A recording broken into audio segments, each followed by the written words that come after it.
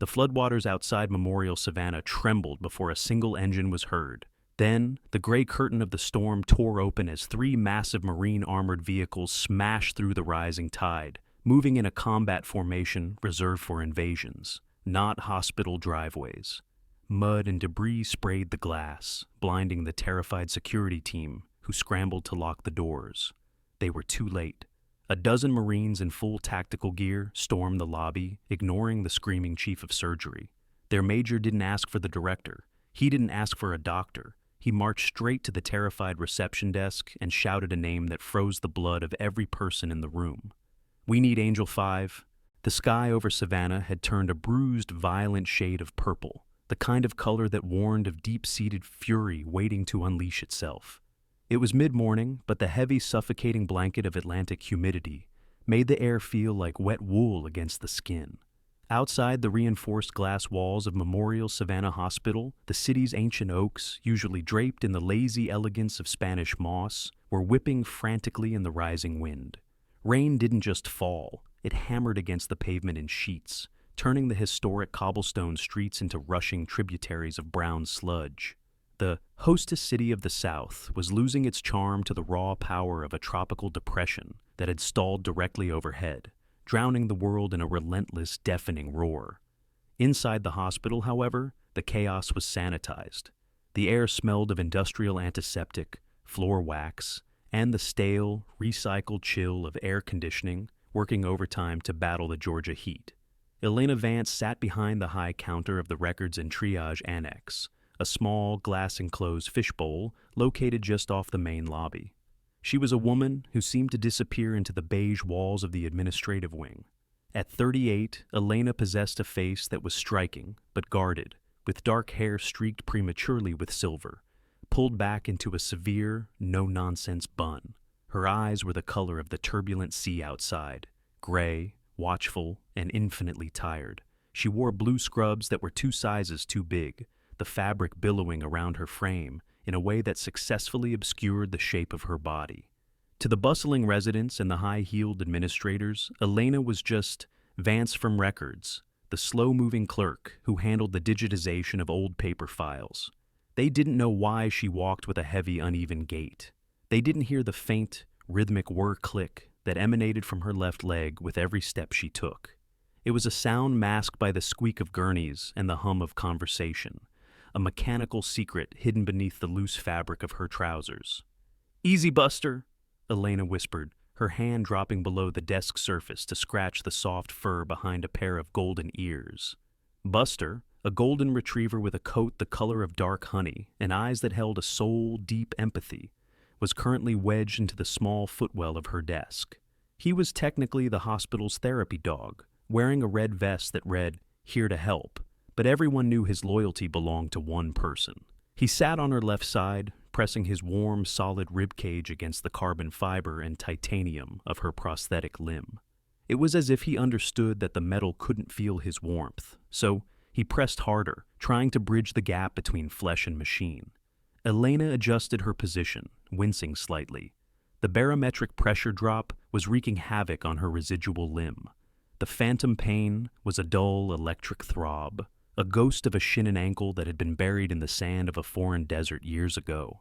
She took a deep breath, forcing her face into a mask of neutral efficiency as she sorted through a stack of intake forms.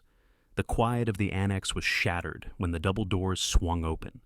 Dr. Julian Sterling strode into the room, bringing with him a gust of arrogant energy that seemed to suck the oxygen out of the space. Sterling was the hospital's golden boy, the chief of trauma surgery. He was handsome in a way that felt manufactured, perfectly coiffed blonde hair, teeth that were blindingly white, and a jawline that looked like it could cut glass. He was followed, as always, by a gaggle of 3 terrified medical interns who mirrored his every move like baby ducks trailing a swan. "Vance," Sterling barked, not bothering to look up from the tablet in his hand. "Where is the physical copy of the Henderson file? The digital server is lagging because of this storm, and I don't have time to wait for a loading bar." Elena stood up slowly, the servo motor in her knee joint engaged with a soft hum, locking her leg into a standing position. She moved to the filing cabinet, her gait pronounced and deliberate. To Sterling, this hesitation looked like incompetence.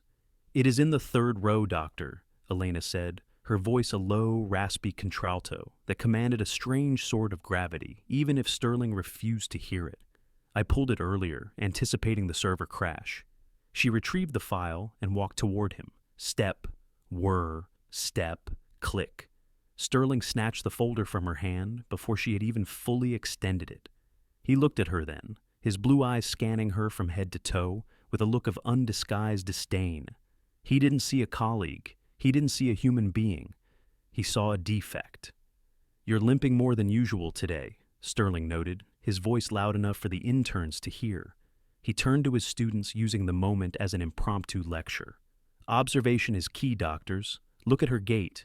Asymmetrical load-bearing. Likely creates strain on the lower lumbar. In a high-efficiency environment like a Level 1 trauma center, physical drag translates to lost seconds, and lost seconds kill patients." The interns shifted uncomfortably, staring at their shoes. Elena didn't blink. She stood like a statue, her hands clasped behind her back, her chin slightly raised. "Is there anything else you need, Dr. Sterling?" she asked, her tone devoid of the shame he was trying to provoke. "Just speed, Vance," Sterling sneered, turning his back on her. "Try to move faster than a glacier. We have a hospital to run." Before Elena could respond, the overhead speakers crackled to life. A three-tone siren wailed, echoing through the corridors like a scream. Code red, external disaster declared, massive pileup on I-95 due to flooding. Structural collapse reported, multiple casualties inbound. ETA 3 minutes, all available trauma personnel to the bay. Repeat, code red.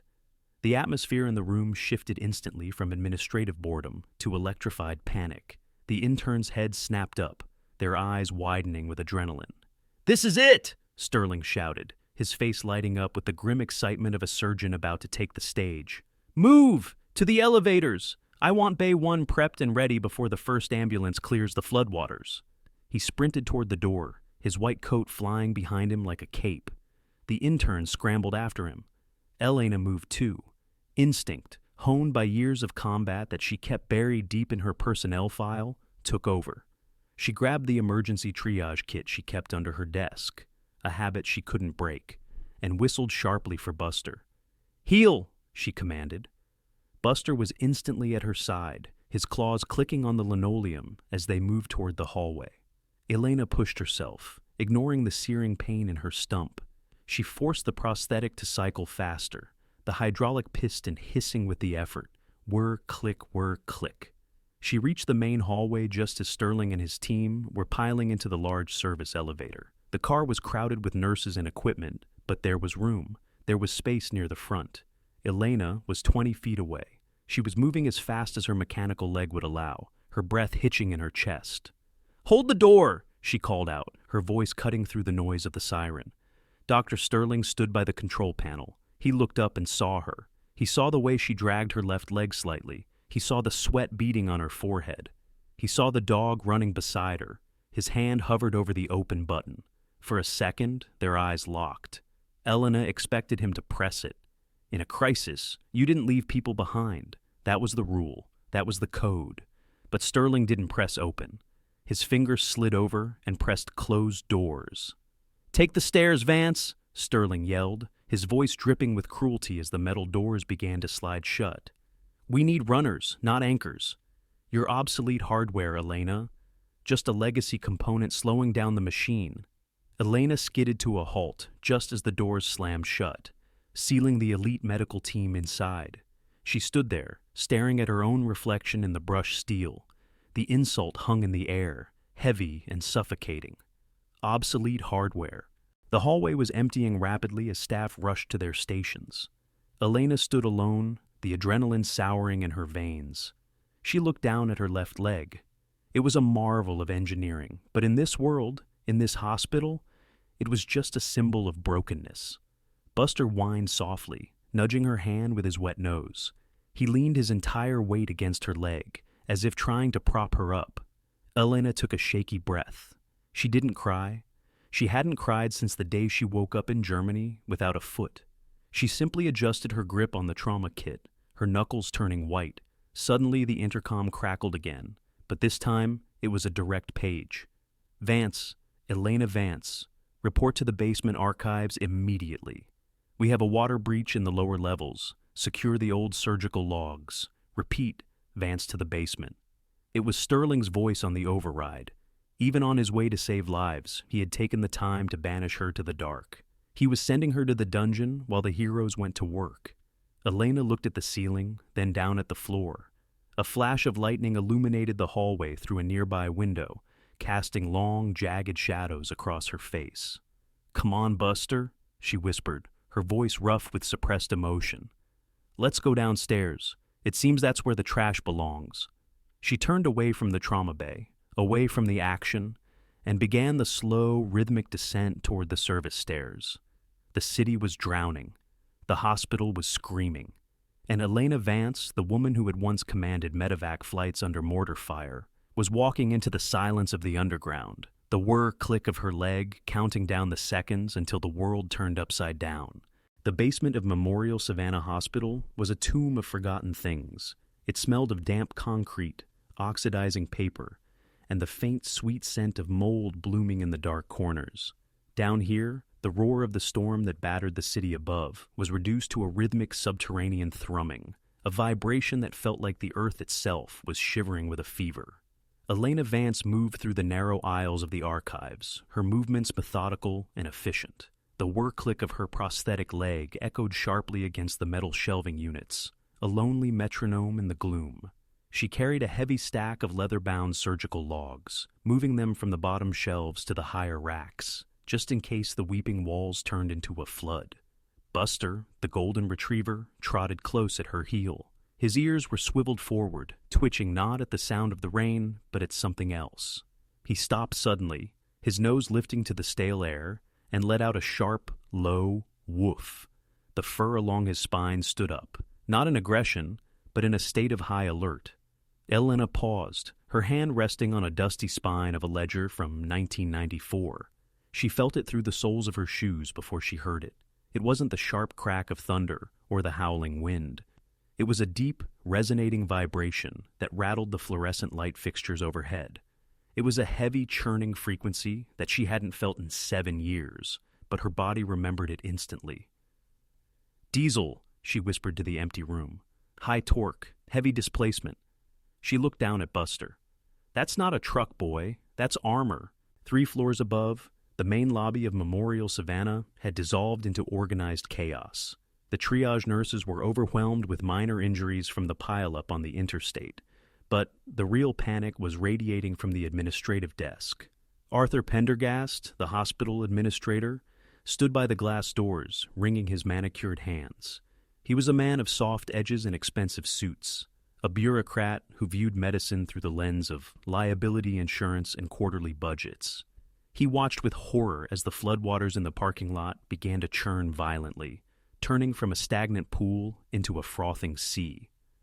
"They can't come in here," Pendergast stammered, his voice rising an octave. "The structural integrity of the driveway. We aren't zoned for heavy machinery." Standing next to him was Sarah Miller, a young nurse with tired eyes and a messy ponytail. She had only been on the rotation for 6 months, but she possessed a quiet observational skill that most of the senior staff lacked. She pressed her hand against the cold glass. "Mr. Pendergast," she said softly, "I don't think they care about the zoning." Through the blinding gray curtain of rain, 3 massive shapes emerged. They were amphibious light-armored vehicles, LAV-25s, painted in a matte olive drab that looked almost black under the storm clouds. They didn't slow down for the flooded entrance. They cut through the 3 feet of standing water like iron sharks, their 8 massive tires churning the muddy sludge into a violent wake that slapped against the hospital's glass facade. The lead vehicle roared, its turret swinging slightly as it navigated the decorative fountain in the center of the drop-off circle, crushing a concrete planter as if it were made of styrofoam. The ground shook. The automatic doors rattled in their frames. "It's an invasion!" Pendergast gasped, backing away. "The storm has cut off the northern sector. They're here to commandeer the facility. They're going to turn my lobby into a field command post." "No," Sarah whispered, watching the urgency in the way the vehicles halted. "They aren't parking. They're breaching." The rear ramp of the lead LAV dropped with a heavy hydraulic hiss, steam billowing out into the humid air. Before the ramp even touched the asphalt, boots hit the water. A dozen Marines poured out. They were soaked to the bone, their tactical gear heavy with mud and rain, weapons held low, but ready. They moved with a predatory efficiency that made the hospital security guards freeze in their tracks, hands hovering uselessly over their belts. Leading the phalanx was a giant of a man. Major Marcus Thorne was built like a siege engine, his broad shoulders straining the seams of his combat fatigues. A thick salt and pepper beard hid a jawline that looked like it had been chiseled from granite, and a jagged scar ran from his temple to his cheekbone, a souvenir from a war most people had forgotten. He didn't run, he marched, his boots slamming into the wet pavement with a force that commanded the storm to silence itself. He kicked the malfunctioning sliding door open, the glass shattering in the frame, and stormed into the lobby. The air pressure in the room seemed to drop. The chatter of the patients died instantly. Dr. Julian Sterling, having just come down from the trauma bay to see the source of the commotion, stepped forward. He adjusted his pristine white coat, his face a mask of indignation. He was used to being the most powerful man in the room, and he wasn't about to let a wet soldier take that title. "Excuse me," Sterling barked, holding up a hand. "You cannot bring weapons into a sterile facility. This is a place of healing, Major, not a forward operating base. I am the chief of surgery, and I demand—" Major Thorne didn't even slow down. He shoulder-checked Sterling with the force of a freight train, sending the surgeon stumbling back into a row of plastic waiting room chairs. "Out of my way," Thorne growled, his voice a gravelly rumble that echoed off the tile floors. He marched straight to the central intake desk, where Pendergast was cowering behind a computer monitor. Thorne slammed a gloved fist onto the counter, cracking the laminate surface. "I need the charge nurse," Thorne roared. "Now," Pendergast squeaked. I am the administrator. Major, please, we are in a code red. We cannot spare any resources. If you are here to requisition supplies, you need to file a—" Thorne leaned over the desk, grabbing Pendergast by the lapels of his suit and hauling him close. The major smelled of diesel fuel, wet earth, and desperate, violent urgency. "I don't want your supplies, suit," Thorne hissed. "We have a bird down in Devil's Marsh. The storm cell has grounded all air support. The mud is too deep for the trucks. I have 7 men trapped in a rising flood, and they are bleeding out." He shoved Pendergast back and spun around, his wild eyes scanning the terrified faces of the medical staff. "My flight surgeon is dead," Thorne announced, his voice booming like thunder. "My medic is incapacitated. I need a specialist. I have intelligence that says she is working in this building." Sterling, regaining his balance and his bruised ego, stepped forward again, his face red with rage. "We are all specialists here, Major. I have the best trauma team in the state. If you need a doctor, ask politely, and I might assign you a resident." Thorne looked at Sterling with pure, unadulterated loathing. "I don't need a doctor who worries about his golf handicap. I need someone who can perform a thoracic clamp in waist-deep mud while taking fire. I don't need a civilian." He reached into his tactical vest and pulled out a crumpled, water-stained photograph. He slammed it against the reception glass. "I need Angel 5. The name hung in the air, foreign and electric. The staff looked at each other in confusion. Angel 5? It sounded like a myth, a call sign from a movie, not a person. "We don't know who that is," Sterling scoffed, glancing at the photo. "You're wasting time. We have no angel on the payroll." Sarah Miller, the young nurse, stepped closer. She looked at the photo on the glass. It was an old picture, grainy and faded. It showed a woman in a flight suit, standing in front of a dust-covered Black Hawk helicopter, her arm draped over a younger Marine. She looked exhausted, covered in grime, but her eyes, those piercing storm-gray eyes, were unmistakable. Sarah's breath hitched. She looked toward the elevators, then toward the service door that led to the basement. "That's Elena," Sarah whispered. Thorne's head snapped toward her. "What did you say?" "That's Elena Vance," Sarah said, her voice gaining strength. "She works in records." Sterling let out a short, incredulous laugh. "Vance? The clerk? Major, you must be joking. You drove 3 tanks through a hurricane for the cripple in the basement? She's a paper pusher. She can't even walk across the lobby without dragging that mechanical leg. Thorne turned on Sterling so fast the movement was a blur. He got in the doctor's face, his eyes burning with a terrifying intensity. "That cripple," Thorne snarled, spitting the word back at Sterling like a bullet, "is a recipient of the Silver Star. She is the only combat medic in the last decade to hold the line at the Battle of Helmand Ridge. She didn't lose that leg-filing paperwork, Doctor. She lost it carrying men like me out of hell." The lobby went dead silent. The only sound was the rain hammering against the broken doors.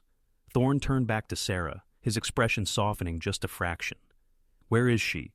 "She's downstairs," Sarah said, pointing a trembling finger toward the service stairwell. "Dr. Sterling sent her to the archives." Thorne didn't wait. He signaled his men. "Secure the perimeter. Get the stretcher ready." He moved toward the stairwell, grabbing the handle of the door. He paused and looked back at Sterling, who stood frozen, his face pale. "Pray she says yes, Doctor," Thorne said ominously, "because right now, she's the only one who can save the men your ego would let die."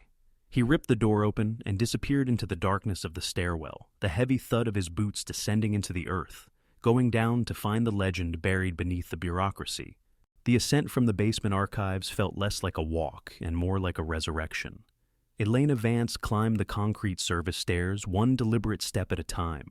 The air grew heavier as she rose, transitioning from the cool, stagnant damp of the underground to the humid, electrically charged atmosphere of the main floor. Beside her, Major Marcus Thorne matched her pace, his massive presence filling the narrow stairwell. He didn't offer to help her. He knew better. He knew that offering a hand to Angel 5 before she asked for it was a good way to lose a finger. "The unit is pinning their hopes on a ghost, Marcus," Elena said, her voice echoing slightly against the cinder blocks. "I haven't been in a bird in 7 years. My certification expired before half your men were even enlisted." "Paperwork is for peace, Elena," Thorne grunted, checking the seal on his tactical watch.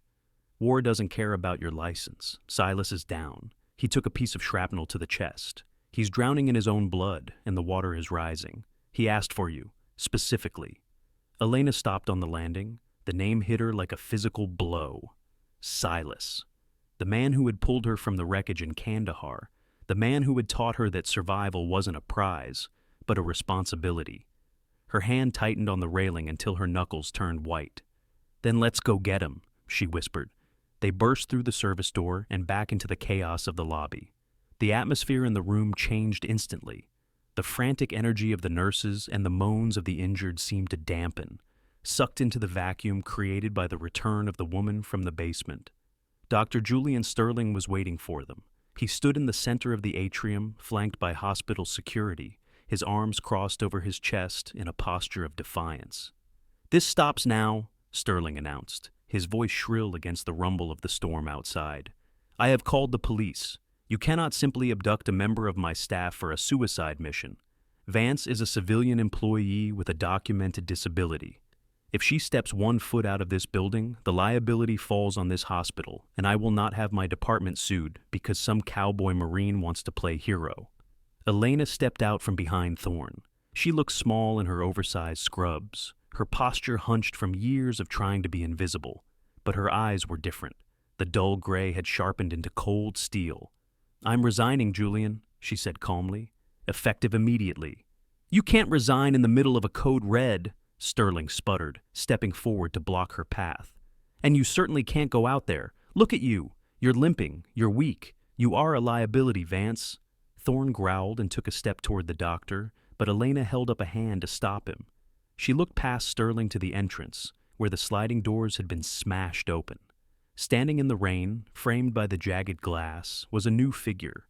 Sergeant Elias Gator. Vance stepped into the lobby. He was the physical opposite of Thorne, lean, wiry, with skin the color of Georgia red clay, and a face that seemed to be all angles and sharp lines. He was Elena's younger cousin, the one who had stayed in the Corps when she was forced out. Water dripped from the brim of his boonie hat as he marched forward, carrying a large, heavy pelican case embossed with the Department of Defense seal. Gator didn't look at the doctor. He didn't look at the security guards. He walked straight to Elena, stopped, and dropped to one knee. The sound of the heavy plastic case hitting the tile floor cracked like a gunshot. "Gator," Elena breathed. "Kept it oiled, El," Gator said softly, his southern drawl thick and warm. "Just in case the world ended." He flipped the heavy latches, thud, thud, and threw the lid open. The hospital staff gasped.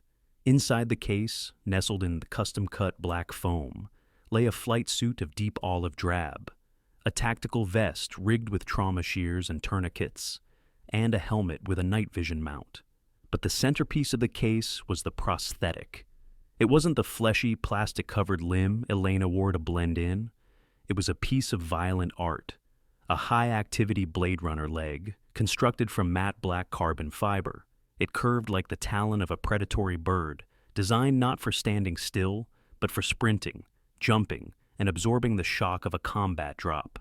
It was scratched, scarred, and bore a faded decal of a winged caduceus, the insignia of the elite medical extraction unit.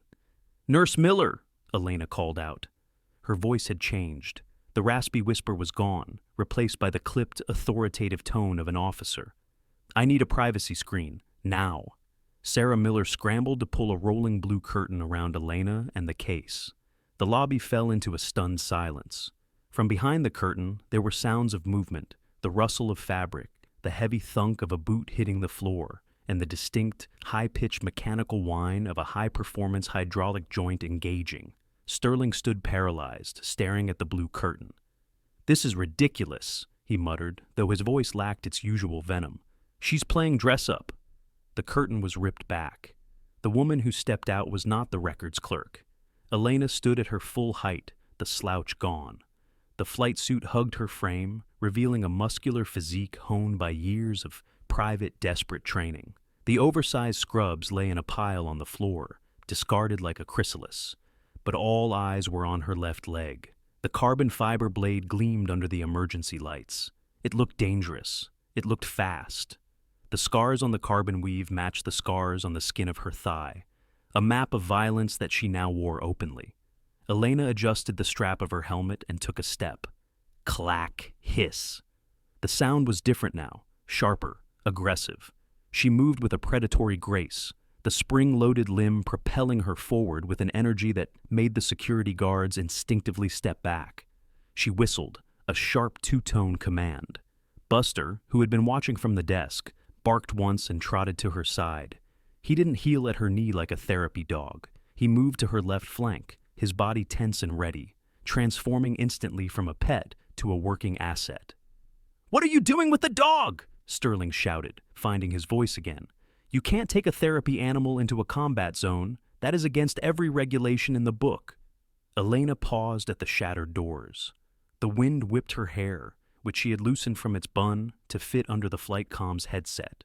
She turned slowly to face Sterling. "He's not a therapy dog today, Doctor," Elena said. "The storm has grounded air support and blinded the thermal optics. We're going into the dark. Buster can smell a heartbeat from 50 yards away in a downpour. He's the only radar we have." She reached down and grabbed the handle of the harness Gator had handed her, clicking it onto Buster's vest. She looked at the armored vehicles waiting in the rain, their engines growling like beasts waiting to be unleashed. Sterling took a step forward, his face red. "Vance, if you walk out that door, you are fired. Do you hear me? I will bury your career. You are nothing but a broken piece of hardware." Elena walked back to him. The clack hiss of her leg was the only sound in the room. She stopped inches from his face. She was shorter than him, but in that moment, she towered over the entire room. "You look at me, and you see a missing part," Elena said, her voice low and dangerous. "You see something broken because it doesn't look like you." She leaned in, her eyes boring into his. "Hold on to your ego, Doctor. Hug it tight. Because while you're worrying about liability and careers, I'm going into a swamp to wrestle lives back from the Reaper. And unlike you, I don't need a white coat to know who I am." She turned to Gator and Thorne. "Load up. We're burning daylight." Elena marched out into the storm. She didn't stumble. She didn't hesitate. The water splashed against the carbon blade, but she sliced through it, climbing the rear ramp of the lead Lav 25 with a strength that left the hospital staff staring in awe. Buster leaped up beside her, and the heavy steel door hissed shut, sealing Angel 5 back into the world of war. The interior of the light-armored vehicle was a claustrophobic universe of vibrating steel and low-frequency roaring. It smelled of diesel fumes, stale sweat, and the sharp, coppery tang of adrenaline. The red tactical lights overhead cast everything in a bloody, surreal glow, turning the faces of the Marines into jagged masks of determination. Elena Vance sat on the narrow bench seat, her back pressed against the vibrating hull. Her carbon fiber leg was locked into a floor cleat to keep her steady as the massive 8-wheeled vehicle lurched over the uneven terrain. Outside, the paved roads of Savannah had vanished, replaced by the primeval, drowned landscape of the Ojibwe River Basin. Sitting opposite her was Staff Sergeant Brick Holloway, the vehicle commander. Brick was a man who looked like he had been carved out of a granite block and left out in the rain to harden. He had a nose that had been broken at least twice and eyes that possessed a calm, terrifying focus. He was cleaning a combat knife with a rag, his movements rhythmic and soothing amidst the chaos. "2 mics to the insertion point, Angel," Brick said, his voice barely audible over the roar of the 275-horsepower diesel engine. "The situation has evolved. Intel suggests this wasn't just a weather accident." Elena looked up from her trauma kit. She was running her fingers over the faded silk-screened logo on the canvas flap. 5 stylized wings encircling a medical caduceus. The Angel 5 insignia was cracked and stained with the ghosts of older blood, a relic from a life she thought she had left behind. "The storm grounded them," Elena said. "How is that not weather?" Brick grimaced. "The storm forced them low, but the crash, that was kinetic. We've got a group of coyotes, transnational smugglers, running a pipeline through the deep marsh. They use the storm seasons to move high-value contraband when the Coast Guard is grounded. When the Delta bird flew over their stash house, they didn't see a rescue mission. They saw a threat." "They shot down a medevac?" Elena asked, her voice dropping to a dangerous whisper. "Small arms fire, maybe a lucky RPG." Brick nodded. "They're pinning the survivors down. They want to wipe the board clean before the water recedes." The LAV lurched violently, slamming Elena's shoulder against the metal wall. A sharp jolt of pain shot up her left thigh, not from the impact, but from the ghost of a limb that was no longer there. In the red gloom, the pain triggered a memory so vivid it tasted like ash. Kandahar, 2018. The night was hot and smelled of sulfur. The Black Hawk had come down hard in a wadi.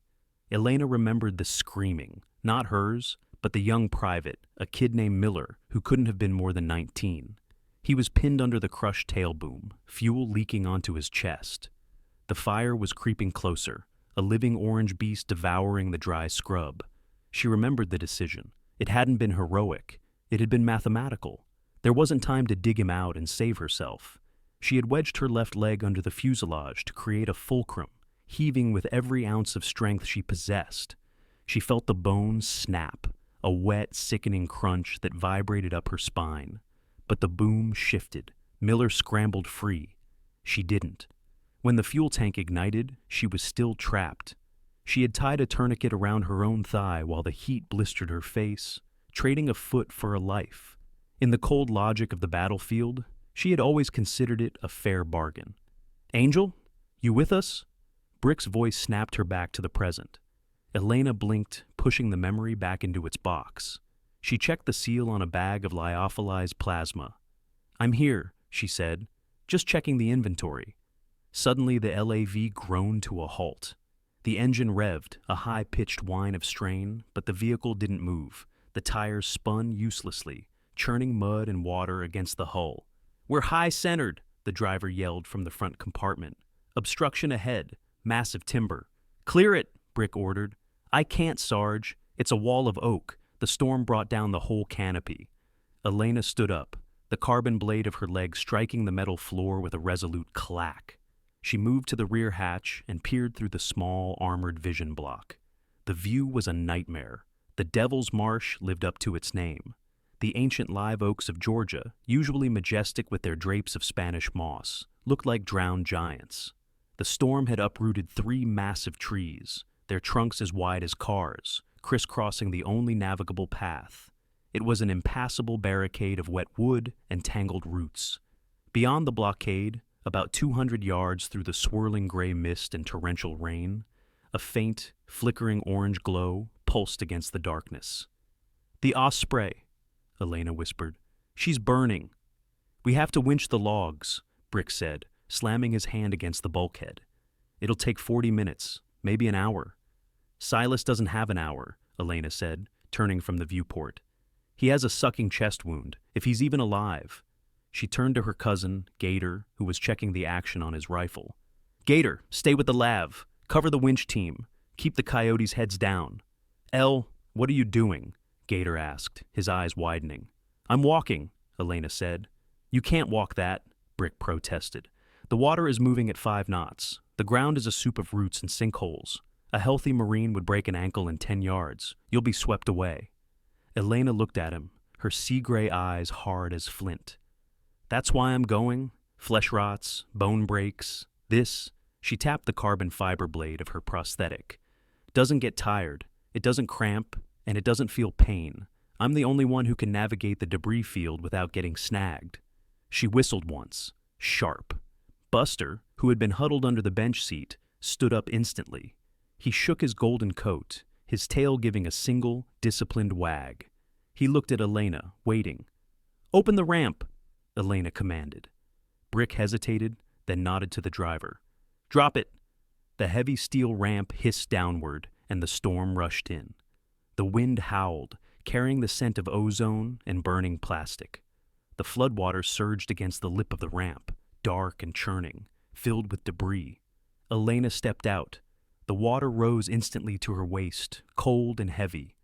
The current pulled at her, trying to drag her into the blackness of the trees, but she drove the carbon blade into the submerged mud. The specialized Blade Runner foot, designed for traction on rock and sand, bit into the riverbed like a climbing pick. "Buster, forward, find!" The dog didn't hesitate.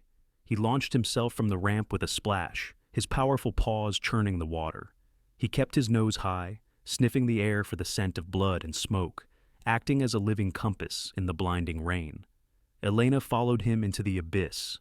It was a brutal, physical slog. She wasn't swimming, she was fighting the earth itself. She climbed over the first fallen oak, the rough bark tearing at her flight suit. Below her, the floodwaters hissed through the branches, creating deadly siphons. A normal foot would have slipped on the slime-covered wood, but Elena jammed the spike of her prosthetic into the trunk, using it as a fulcrum to vault over the tangle of vines. Pain flared in her stump, the friction of the socket rubbing against raw skin, but she welcomed it. It was a focusing mechanism. She was halfway to the crash site when the water deepened, rising to her chest. She had to hold her trauma bag over her head. Buster was swimming now, paddling hard against the current, his head bobbing like a golden buoy. Suddenly, a sound cracked through the thunder, a distinct, high-velocity snap. Water erupted just inches from Elena's head. A split second later, the dull thud of a distant rifle shot echoed through the trees. "Sniper!" she hissed. She didn't freeze. She couldn't dive underwater with the heavy bag. Instead, she lunged forward, grabbing a thick hanging curtain of Spanish moss and swinging herself behind the trunk of a cypress tree. "Buster! Bank!" she screamed. The dog understood. He swam to the lee side of a root cluster, hiding from the line of sight.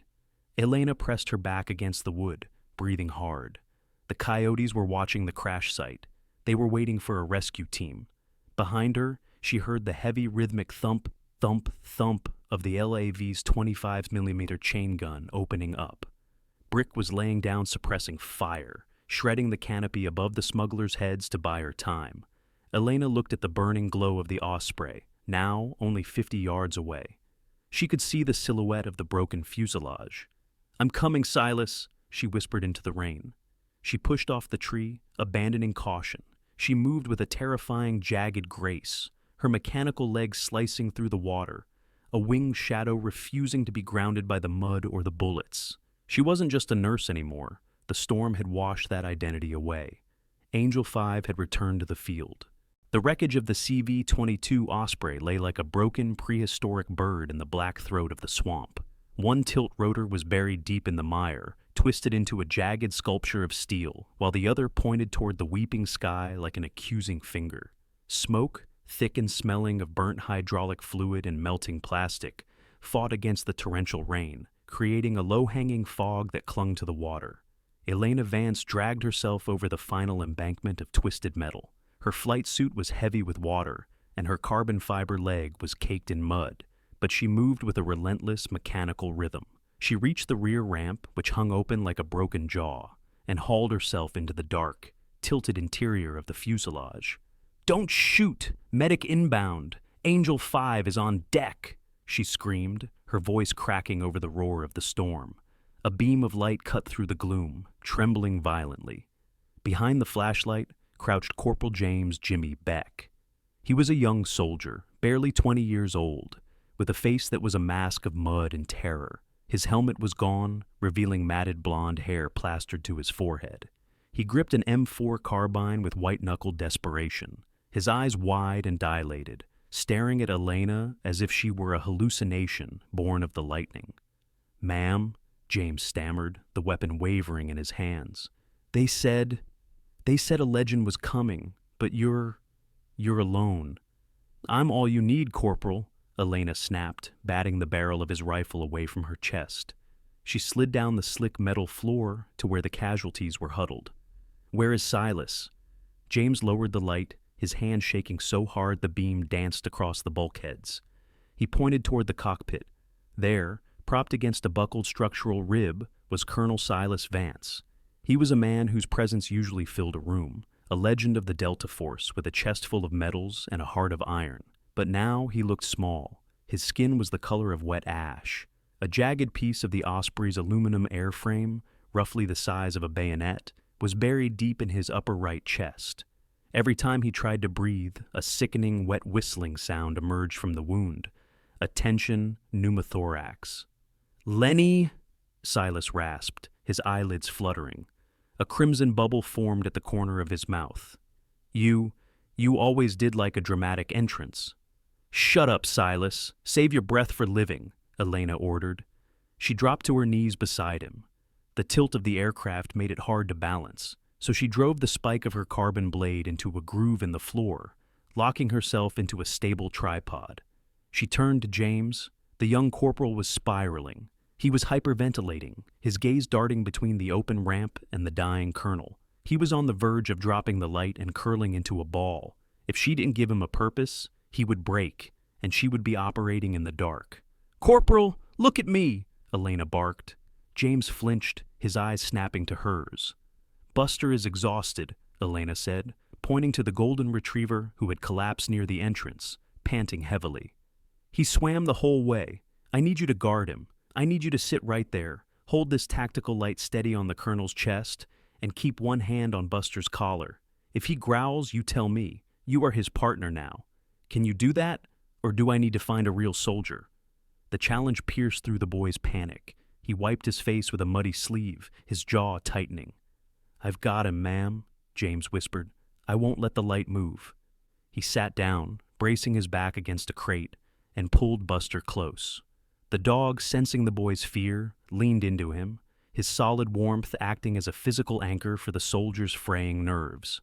James steadied the light. The beam stopped shaking. Elena turned back to Silas.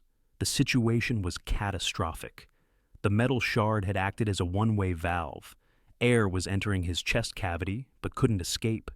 The pressure was crushing his lung and shifting his heart to the left, strangling his circulation.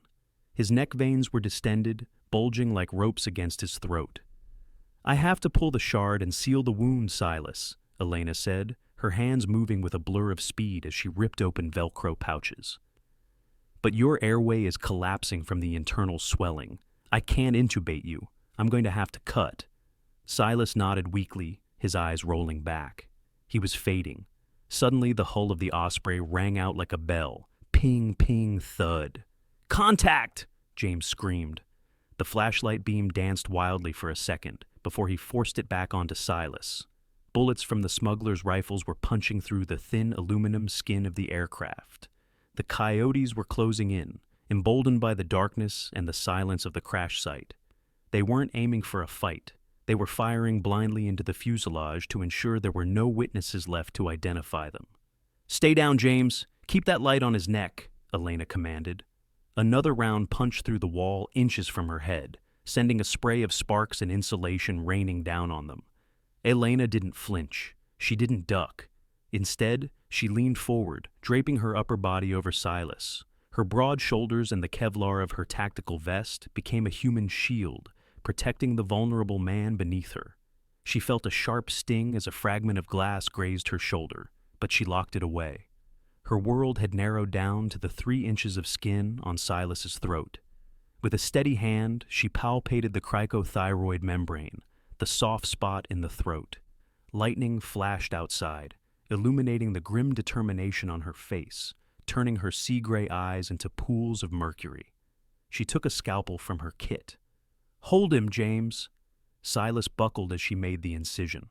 Blood spurted, mixing with the rainwater leaking through the roof. Elena didn't hesitate. She used her finger to maintain the opening, sliding a small endotracheal tube directly into the windpipe. Silas let out a ragged, whistling gasp.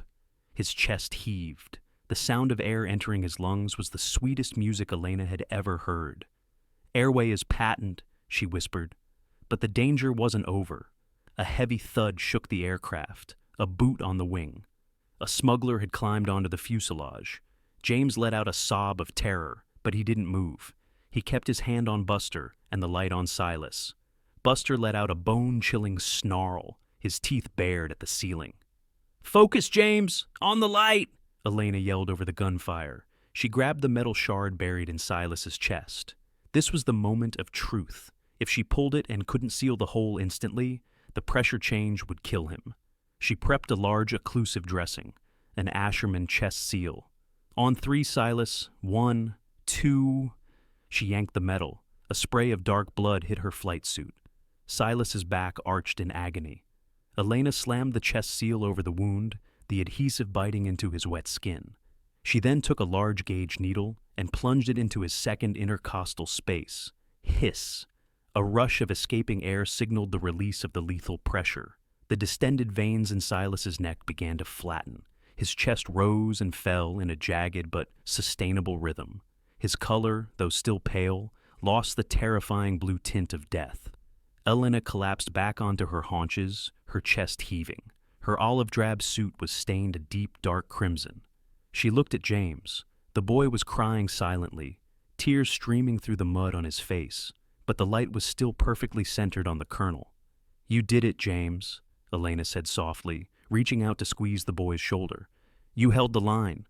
Outside, the gunfire intensified, but then came a new sound, the rhythmic heavy thump, thump, thump of the LAV's chain gun tearing through the trees. "That's brick," Elena said, a grim smile touching her lips. "The cavalry is here." She leaned over and kissed Silas's forehead, her voice breaking with the weight of the night. "I told you, Silas, I don't leave my people behind." Buster gave a low, reassuring woof, licking James's trembling hand. The sanctuary of fire and mud had held, but the colonel wasn't safe yet. The water was still rising. The interior of the Osprey had become a humid, red-lit purgatory. Outside, the world was a cacophony of thunder and the staccato rhythm of suppression fire from Brick's distant LAV. But inside the fuselage, the air was heavy with the silence of a fading life. Elena Vance knelt in the rising slurry of rainwater and blood, her hands deep inside her medical kit. She was watching the portable monitor she had clipped to Colonel Silas Vance's earlobe. The numbers were plummeting. "Lenny," Silas whispered, his voice barely a ghost of a sound. "It's cold." Then, his eyes didn't just close, they rolled back. His head tilted to the side, and the rhythmic whistling breath she had worked so hard to establish simply stopped. The green line on the monitor flattened into a continuous, hateful tone. Elena's fingers went to his carotid artery. Nothing. No flutter. No life. "He's coding! Silas is flatlining!" Corporal James screamed, the flashlight beam in his hand shivering violently across the colonel's gray face. "Shut up and hold the light, James!" Elena roared, though her own heart felt like it had been seized by a fist of ice.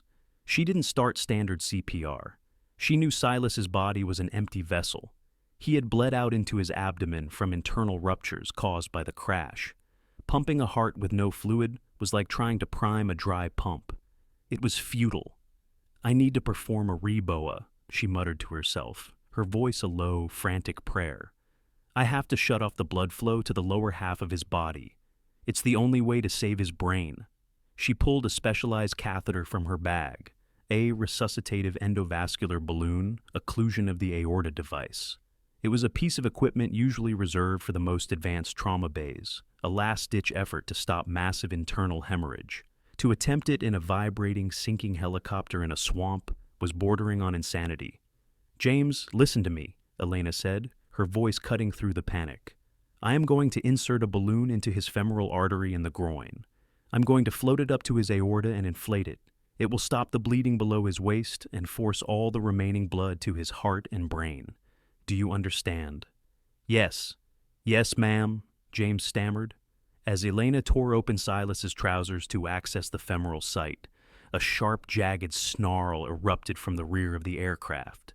Buster wasn't just growling, he was standing stiff-legged at the edge of the open ramp, his teeth bared at the darkness beyond.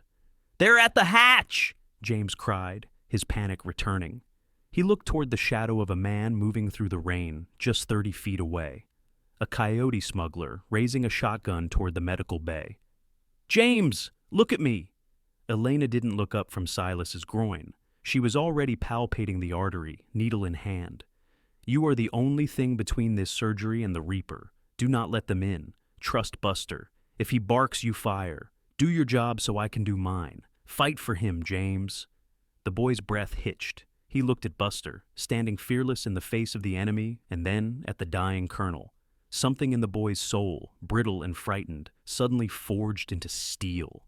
He set the flashlight on a crate, wedging it with a roll of gauze so the beam stayed locked on Elena's hands. He grabbed his M4 carbine, crawled to the edge of the jagged metal ramp, and braced his shoulder against a buckled strut. "Bark!" James pulled the trigger. The rhythmic pop, pop, pop of the rifle echoed through the fuselage, deafening in the enclosed space. He wasn't firing wildly anymore. He was firing with a cold, desperate precision.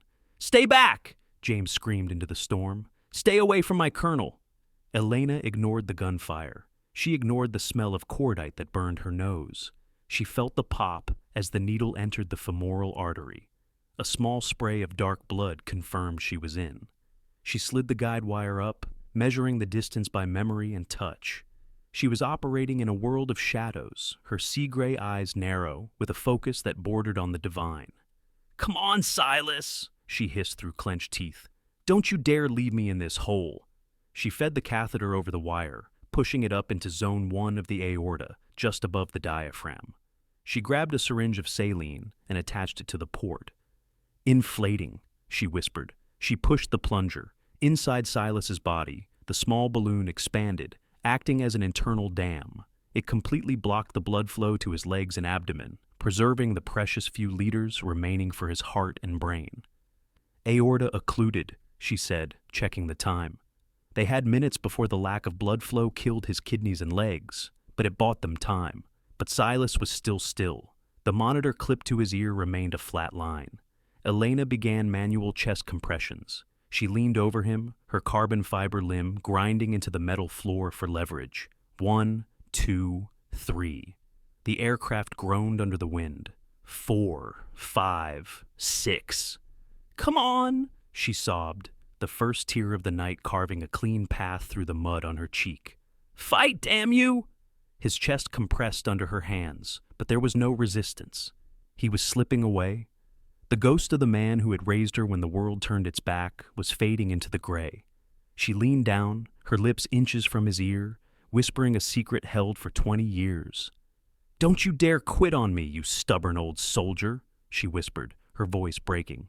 "You still owe me that dance at the pirate's house in Savannah. You promised me, Silas. You promised me when you pulled me out of the fire. You don't break promises."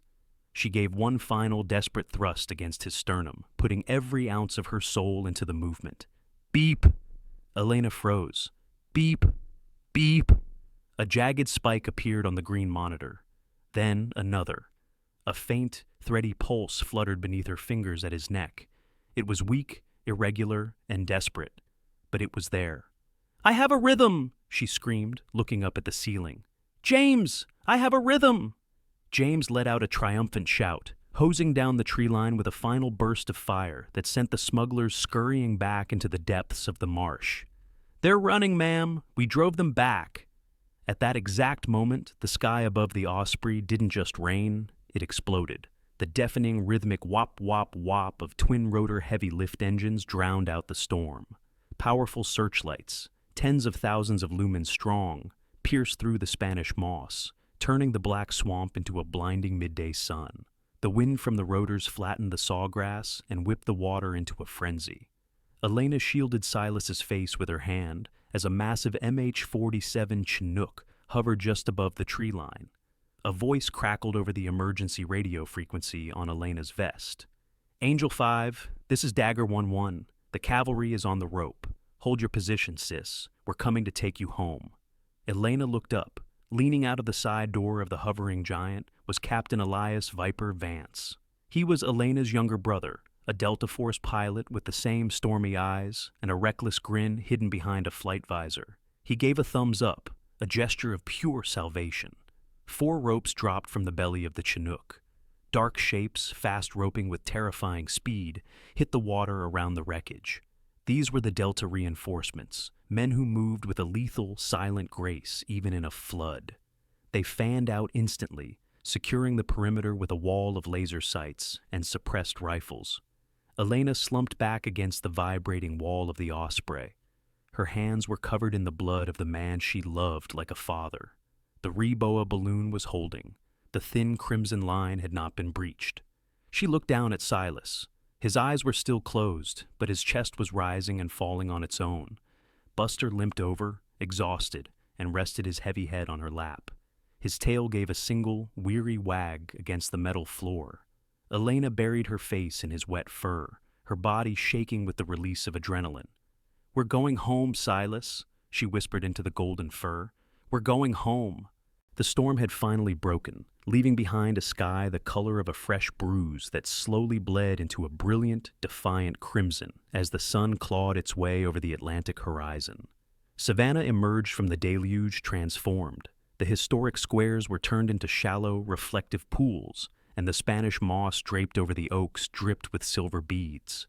The city was silent, save for the rhythmic, heavy displacement growl of the Marine convoy returning from the edge of the world. Inside the lead-light armored vehicle, the air was thick with the scent of copper, ozone, and wet dog. Elena Vance sat on the vibrating steel floorboards, her back pressed against the hull. Her right hand never left Colonel Silas Vance's wrist, her fingers resting lightly on his pulse like a guardian angel. The Reboa catheter was still in place, a lifeline of plastic and pressurized air holding the colonel's life in a fragile balance. Every time the massive vehicle hit a pothole or splashed through a deep pool of runoff, Elena used her own body to cushion Silas's stretcher. She gritted her teeth against the pain in her left leg. Her carbon fiber prosthetic was no longer the sleek, matte black marvel it had been 6 hours ago. The blade was caked in the iron-rich red clay of the Georgia marsh, and a jagged spiderweb crack ran through the primary strut where she had used it to pry a piece of the fuselage away from Silas's trapped torso. To any other observer, the limb looked broken. To the Marines in the cabin, it looked like a battle-scarred standard. 2 minutes out, Brick called from the commander's cupola. Hospital is in sight. They have the trauma team on the ramp. Elena nodded, wiping a smear of grease from her forehead. She looked down at Buster. The golden retriever was curled in a tight ball at her feet, his coat matted with mud, shivering slightly from exhaustion. He had swum through hell and back, and not once had he left her side. "Almost there, buddy," she whispered, scratching his ears. "Almost done." As the convoy turned onto the drive of Memorial Savannah Hospital, the scene was surreal. The floodwaters in the parking lot had receded to ankle depth, leaving behind a slick coating of mud. The entire medical staff had gathered behind the glass doors, drawn by the roar of the engines. At the front of the crowd stood Director Arthur Pendergast and Nurse Sarah Miller, their faces pressed against the glass. And then there was Dr. Julian Sterling. He had spent the night in the comfort of the surgical lounge, his white coat still pristine, his coffee hot. His ego, though bruised, remained intact. He had convinced himself over the last few hours that Elena's stunt would end in a tragic failure, a narrative that would prove him right once and for all.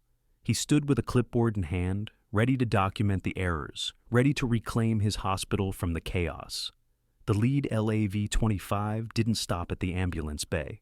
It surged onto the sidewalk, its massive tires grinding against the decorative concrete, and came to a halt directly in front of the main entrance. The rear ramp hissed open, releasing a cloud of steam into the cool morning air. Major Thorne was the first out, hitting the pavement with a splash. He looked like a giant carved from mud and fury. "Clear the way!" Thorne roared, his voice cracking with fatigue. "Priority 1 casualty! Trauma team! Move your asses!" Elena emerged next. She didn't wait for a hand.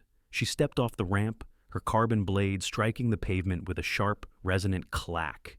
But there was a new sound now, a sickening crunch with every step, the sound of the compromised carbon fiber groaning under the weight. She was a nightmare in olive drab. Her flight suit was soaked in blood that wasn't hers. Her face was smeared with red mud, and her hair had escaped its bun, hanging in wild, tangled strands around a face that looked 5 years older than it had yesterday.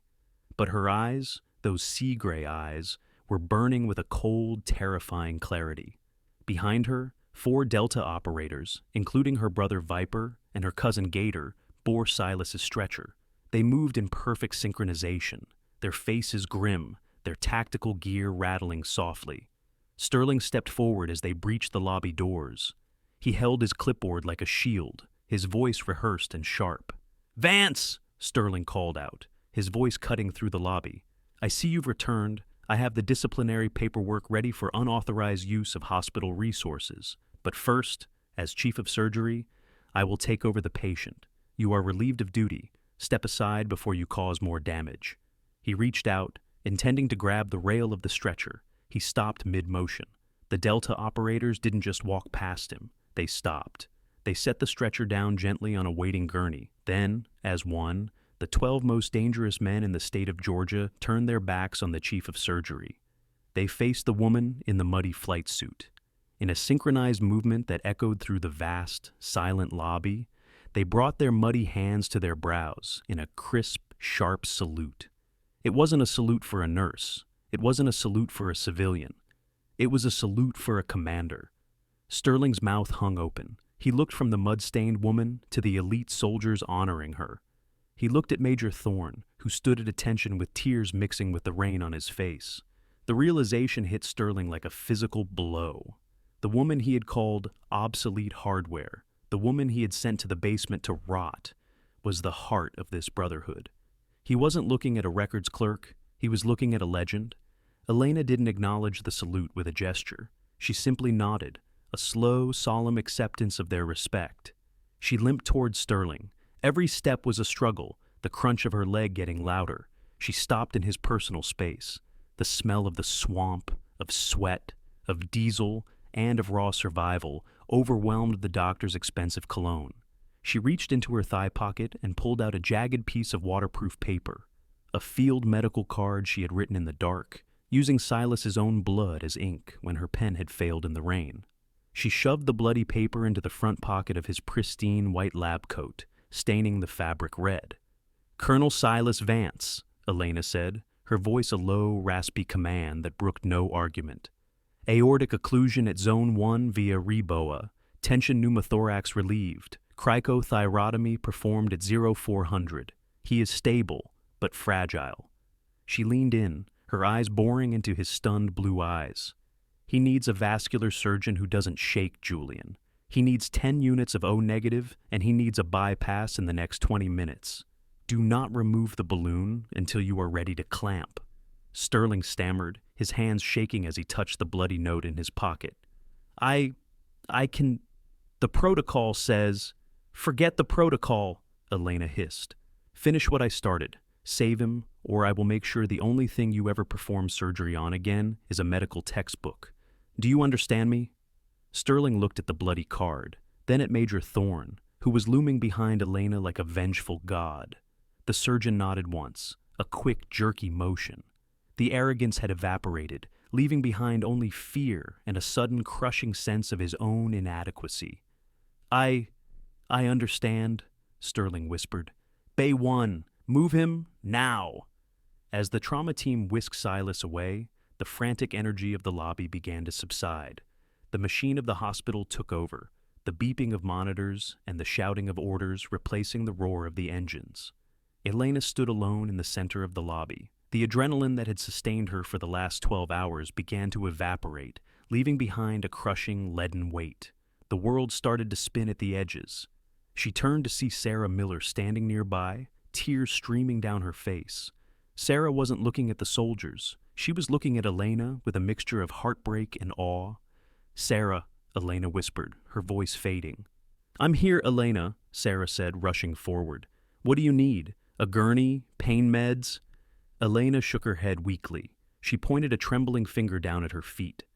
A bowl of water, Elena said, her voice barely audible. For Buster. He's thirsty. He did all the work. She reached down to pat Buster's head, needing to feel his warmth one last time, but her hand didn't quite make it. The spiderweb crack in her prosthetic strut finally gave way. With a sharp, loud snap that sounded like a gunshot, the carbon fiber shattered. Elena began to fall. She didn't hit the floor. Major Thorne and Gator caught her at the same time, their strong arms wrapped around her, holding her up, refusing to let her fall. I've got you, Angel, Thorne whispered, his voice thick with emotion. We've got you. You're off the clock. Rest now. Elena leaned her head against Thorne's shoulder, her eyes closing as the first real rays of the Savannah sun hit the lobby floor, bathing the mud and blood in a golden light. She was covered in filth, her leg was broken, and she had likely just fired herself from the only job that paid the rent. But as she drifted into the blackness of exhaustion, she felt the rhythmic breathing of her brothers in arms around her. She wasn't obsolete. She was home. The heat of a Georgia afternoon was usually an oppressive weight, a physical force that pressed the air out of your lungs. But today, the breeze blowing in from the Tybee Island coast carried the scent of salt and jasmine, softening the sun's glare. Savannah's Forsyth Park was a sea of vibrant, manicured green. The iconic white fountain at its center sprayed a fine mist into the air, catching the sunlight and refracting it into miniature rainbows that danced over the water. Today, however, the park did not belong to the tourists or the casual strollers. It belonged to the men in dress blues, the women in service whites, and the thousands of civilians who had gathered shoulder to shoulder to witness a ceremony the city would talk about for decades. Elena Vance stood in the deep shade of a century-old live oak tree, her fingers nervously smoothing the fabric of her formal navy dress uniform. It felt strange to wear the uniform again, the crisp white fabric, the gold buttons, the silver oak leaves of a lieutenant commander on her shoulders. For 7 years, she had worn scrubs to hide her body and her history. Today she was wearing her life on her sleeve. Beside her sat Buster. He looked regal. He was wearing a special ceremonial harness made of black leather, his golden fur brushed until it shone like a new coin. He didn't need a leash. He remained perfectly aligned with Elena's left side, his gaze occasionally drifting to her new prosthetic. It was a masterpiece of engineering. Gone was the battered, mud-caked carbon blade that had carried her through the Devil's Marsh. In its place was a state-of-the-art limb, matte charcoal in color, with a shock-absorbing hydraulic piston that moved with a fluid, silent grace. It didn't whir, and it didn't click. It simply existed as part of her, a silent partner in her stride. "You look like you're about to face a firing squad, Lenny," a raspy voice teased from behind her. Elena turned, a genuine smile breaking across her face for the first time that morning. Colonel Silas Vance was standing there, leaning heavily on a polished hickory cane. He looked transformed. The deathly ash-gray pallor of the swamp was gone, replaced by the rugged bronze of a man who had been given a second chance at the sun. He wore his army dress blues, his chest heavy with ribbons. Though a faint, jagged scar traced the hollow of his throat where Elena had cut him open to save his breath, his eyes were bright with a fierce paternal pride. "I'd rather be back in the Marsh, Silas," Elena admitted, looking at the massive stage erected in the center of the park. "I don't do well with speeches. I prefer bleeding to public speaking." You don't have to speak, Silas said, reaching out to squeeze her hand with a grip that was surprisingly strong. You just have to stand there and let them see what a real hero looks like. The city needs this, Elle. They need to know that the monsters in the dark can be beaten. As the military band began the first swelling notes of the Star-Spangled Banner, the crowd fell into a respectful, heavy silence. Elena walked toward the stage, her stride even and confident. Every step she took was a testament to the month of grueling physical therapy she had endured. In the front row of the civilian section, sitting slightly apart from the VIPs, was Dr. Julian Sterling. He wasn't wearing his signature white coat. He was dressed in a simple dark suit, his posture humble, almost shrinking into the chair. On his lap sat a stack of thick-bound training manuals titled Tactical Combat Casualty Care, the Wing of Savannah Doctrine. Sterling's transformation had been the quiet earthquake of Memorial Hospital. He hadn't resigned in disgrace. He hadn't fled the city to hide his shame. Instead, 3 weeks ago, he had walked into Elena's office at the newly founded training center. He had laid his chief of surgery credentials on her desk and begged really, to be her first volunteer instructor. He admitted that while he knew how to repair a bone in a sterile room, he knew nothing about saving a soul in the mud. He was learning. He was no longer the master. He was the student. He looked up at Elena now as she passed. There was no jealousy in his eyes, no arrogance. There was only the profound respect of a man who had finally learned the difference between status and stature. Elena caught his eye and gave him a small, acknowledging nod. Sterling straightened up, a look of gratitude washing over his face. The ceremony reached its peak when the guest speaker approached the podium. It wasn't the mayor, it wasn't the governor. General Harrison Sterling, a 4-star commander, and Julian's estranged father, stepped to the microphone. He was a mountain of a man, with a voice like rolling thunder. He looked down at his son in the front row, then at the woman standing at attention on the stage. In the history of our great nation, we speak often of the angels of the battlefield, the general began, his voice echoing across the square. We speak of them as myths, but today we honor a woman who didn't wait for a miracle. She became one. The general paused, looking out at the sea of faces. Lieutenant Commander Elena Vance was told she was broken. She was told she was obsolete. She was told to stay in the basement. But when the sky fell, she didn't hide. She walked into hell on a leg made of carbon and willpower, and she brought our boys home. She reminded us that no scar is too deep to be worn with pride, and no injury can clip the wings of a true warrior. Silas Vance stepped forward. He wasn't carrying a metal case. He was carrying a small, velvet-lined box and a specialized tool. He walked up to Elena. He didn't pin anything to her chest. Instead, he knelt on his good knee, right there on the stage in front of thousands of people. The crowd gasped. Silas opened the box. Inside lay a silver star, one of the military's highest honors for valor in combat. But the pin had been modified. With steady hands, Silas took the tool and fastened the shimmering silver star directly onto the carbon fiber strut of Elena's prosthetic limb. He stood up, his eyes misting over. He placed his hands on her shoulders. "For Angel 5, Silas whispered, his voice cracking with emotion. "For the part of you that you thought was weak, but carried us all. No one left behind." The silence in the park held for a heartbeat, thick and electric. And then it shattered. From the rear of the park, a sound erupted that shook the leaves of the oak trees. 500 men, Marines, Delta operators, and the flight crews, rose to their feet in a synchronized wave of blue and green. They slammed their boots against the ground and let out a roar that vibrated through the very earth. "Angel 5! No one left behind! Angel 5! No one left behind!" The chant took hold of the civilians. It swept through the crowd like a wildfire. "Angel 5! Angel 5!" Elena stood in the center of the storm of applause. She looked down at her leg.